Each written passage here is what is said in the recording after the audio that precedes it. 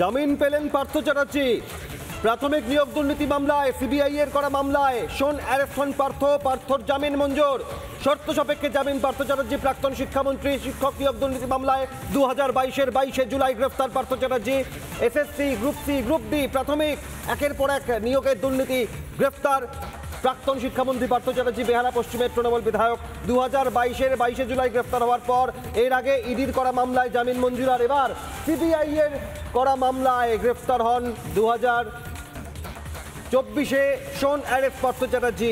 2022-এর 22শে জুলাই থেকে জেলবন্দি পার্থ চ্যাটার্জির অবশেষে শর্ত সাপেক্ষে জামিন মঞ্জুর।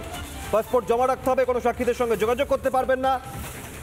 বাড়ি থেকে গ্রেফতার করা হয় 2022-এ পার্থ চ্যাটার্জিকে, আর এবার বাড়ি ফেরার পালা, তার কারণ সব মামলায় জামিন মঞ্জুর পার্থর। এই ম্যাটারটাতে উনি বেল পেয়ে গেছেন, কিন্তু আরেকটা ম্যাটার পেন্ডিং আছে, যেটা কিনা honourable supreme court of India বলেছেন যে 2 মাসের মধ্যে এক ট্রায়াল শেষ করতে হবে।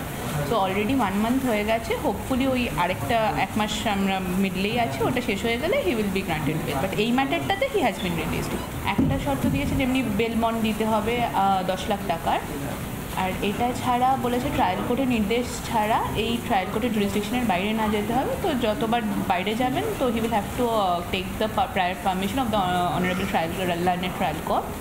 এছাড়াও আরেকটা আছে, যেমনি আপনার পাসপোর্ট জমা দিতে হবে, আর ফোন নাম্বার আইওকে ইনভেস্টিগেটিং এজেন্সিকে জমা দিতে হবে, আর ওনাদের না জানিয়ে ফোন নাম্বার চেঞ্জ করতে পারে। জামিন মানে দোষ থেকে মুক্ত নই, জামিন মানে বিচার চলবে, কিন্তু শর্ত সাপেক্ষে। জেলখানার চেহারাটা একটু বড় হলো, কিছুটা বাড়ির মতো দেখতে হলো, বাড়ির রাস্তাটা এলো, কিন্তু যাবতীয় বিষয়ে বিধিনিষেধ থাকে। সেটা জেল যাত্রার মতোই। অনেকে ভাবেন যে এরা জামিনে রয়েছে কি ভালো, একদম নয়, আরো বরং কষ্টকর। কে জেনে ফেললো, কে বলে দিল, কার সঙ্গে ফোনে কথা বলছি, আবার কে চলে এসে ফাঁসিয়ে দিল। তো ফলত যারা জামিন পেয়েছেন তারা বড় যন্ত্রণায় রয়েছেন, যারা তৃণমূলের নেতা মন্ত্রীরা, কারণ তাদের উপর তাদের দল অনেক বেশি করে জেলখানা থেকেও খারাপ নজরদারি রাখে। পার্থ চ্যাটার্জির জামিন মঞ্জুর। প্রাথমিক নিয়োগ দুর্নীতি মামলায় জামিন। সিবিআই এর করা মামলায় হাইকোর্ট থেকে শর্ত সাপেক্ষে জামিন পার্থ চ্যাটার্জির। বেহালা পশ্চিমের তৃণমূল বিধায়ক 2022-এর 22শে জুলাই গ্রেফতার হন নাকতলার বাড়ি থেকে। শিক্ষক নিয়োগ দুর্নীতি মামলায় ইডির করা মামলায় আগে জামিন মঞ্জুর, আর এবার সিবিআই এর করা প্রাথমিক নিয়োগ দুর্নীতি মামলায় শোন অ্যারেস্ট করা হয় পার্থ চ্যাটার্জিকে। পার্থ চ্যাটার্জির জামিন মঞ্জুর।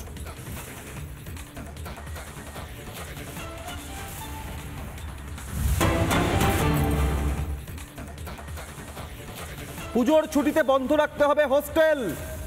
যাদবপুর বিশ্ববিদ্যালয়ের হোস্টেল বন্ধ রাখতে হবে পুজোর ছুটিতে। 48 ঘন্টার মধ্যে যাদবপুরের হোস্টেল বন্ধের নির্দেশ।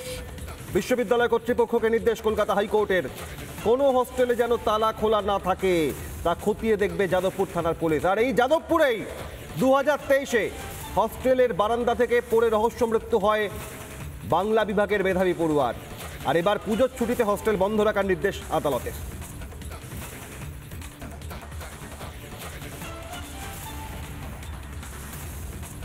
একটি বিশ্ববিদ্যালয়ে নিয়ে গিয়ে যখন রায় দিচ্ছেন, তখন বুঝতে হবে বাকি 31টা বিশ্ববিদ্যালয়ে এরকম রায় নেই। তারা যাদবপুর নিয়ে এরকম উদ্বেগ এবং শঙ্কার কারণ আছে বলেই এই ধরনের রায় হচ্ছে। 31টা বিশ্ববিদ্যালয়ের ক্ষেত্রে এক নিয়ম, আর একটা বিশ্ববিদ্যালয়ের ক্ষেত্রে এত কড়াকড়ি, এত বিধিনিষেধ, নিয়মকানুন। তাহলে মাননীয় বিচারপতিও জানেন যে ওই বিশ্ববিদ্যালয়ের অভ্যন্তরে কারা কীভাবে নৈরাজ্য চালাচ্ছে। এই নৈরাজ্য একটা চেহারা আমরা এর আগেও দেখেছি, বারবার দেখেছি।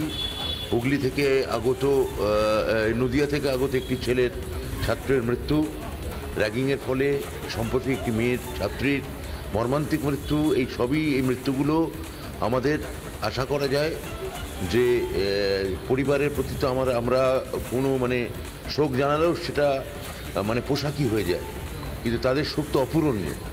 কিন্তু যাতে ভবিষ্যতে এই ধরনের ঘটনা না ঘটে, আমি বিচারপতি যে এই সিদ্ধান্তগুলি নিয়েছেন, আমি তাকে স্বাগত জানাই।